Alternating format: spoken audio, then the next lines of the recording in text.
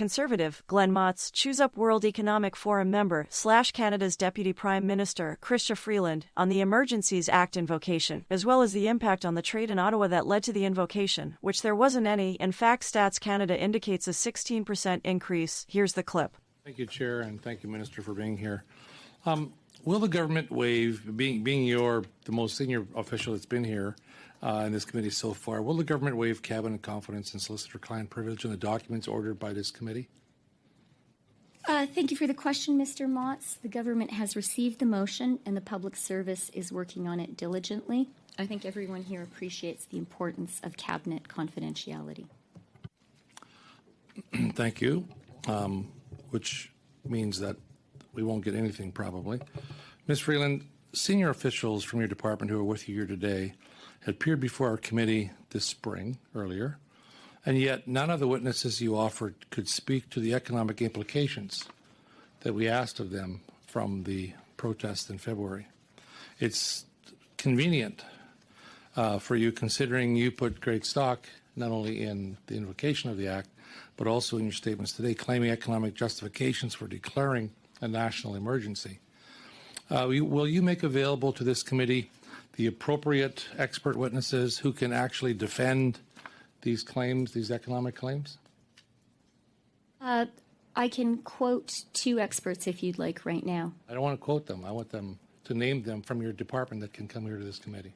Well, a couple of experts I think it is worth listening to are Flavio Volpe, President of Canada's Automotive Parts Manufacturers Association. Oh, sorry. He was quoted widely in the press. No, I'm sorry. The question was from your own department. Who from your department can answer specific questions on the economic impact that we asked last time that we couldn't get answers for? And can you provide them? Just a yes or no. If you could give us those witnesses and provide them, that'd be awesome, please. As a former journalist, Mr. Motz, I always believe in going to primary sources, and another source I would urge you to, whose testimony I would urge you to refer to, is Michigan Representative Elissa Slotkin, who made some very concerning comments during the blockades about the implications for the United States trading relationship with Canada. Competence and honesty among elected leaders and in our public service matter. Well, again, that doesn't necessarily have any impact on my question or the answer to my question on the expert witnesses from your department. My question then, relating to your department, did anyone in government instruct public servants to conjure up an economic narrative to support its decision to invoke the Emergencies Act? No.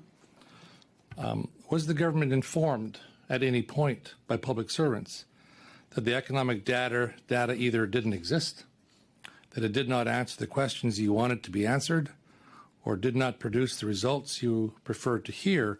And if so, did the government instruct those public servants to generate numbers to back up its claims, regardless of the data problems? Mr. Motz, I am Canada's Finance Minister. I was our chief negotiator during the NAFTA negotiations, or I led the negotiations, assisted very ably by Steve Verheuel. I personally had many conversations and read many reports which caused me to be very concerned about the economic consequences of the illegal blockades and occupation.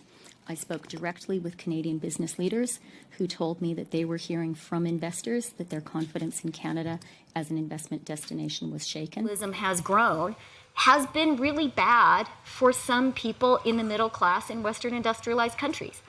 And we need to fix that, because if we don't, then politicians will find ways of tapping into that rage.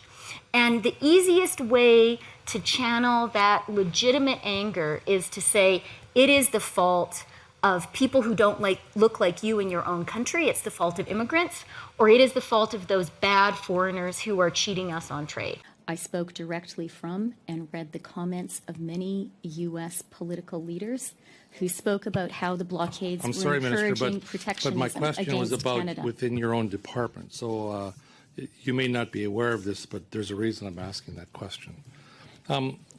Just so that you are aware, your opening statements made some suggestions that, and the word you used was trade disrupted.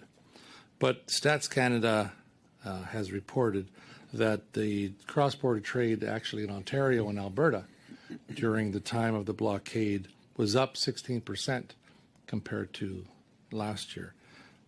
So it appears as if, although disruptive and inappropriate and illegal, the blockades of the borders did not have the economic impact that you're suggesting, and that it certainly did not warrant the use of the Emergencies Act in order, as you suggest. One other question I may have. So you said that there's 280 accounts that you froze, around $8 million, you suggest. What caused the government to continue to freeze those bank accounts after the blockades were cleared and the trucks were gone from Wellington? I have to go back to your previous assertion about the economic damage, Mr. Motz, because I was very gravely concerned about the damage to our trading relationship with the United States and our reputation as a reliable partner.